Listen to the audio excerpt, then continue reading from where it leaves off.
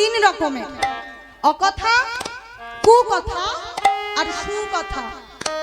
অকথা কি? এই যে আজ এখানে আপনারা এসেছেন, বলে একটু অন্ধকারের দিকে বসে, যখন সুযোগ পাবো একটু গল্প করবো। সিরিয়াল তো আজকে দেখা হলো না, তা আলোচনাটা তো হয়ে যাবে নাকি? কালকে কোন টাইমে আবার সিরিয়ালটা দেবে জেনে নিতে হবে তো। তা একটু আড়ালের দিকে বসি, কিছুটা শুনবো, তাই বা কথা বলতে হবে। এখানে এসেছেন আলোচনা, তো ধর্মের আলোচনা, আমার কৃষ্ণকে নিয়ে আলোচনা। তাই বলছেন কথা তিন রকম, অকথা, কুকথা আর সুকথা। কুকথা কি? যেটা আমরা সবাই খুব ভালো পারি, অন্যকে নিয়ে আলোচনা। আর সুকথা কি? আমার ভগবানকে নিয়ে যে সমস্ত কিছু আলোচনা, সে সবই হলো সুকথা।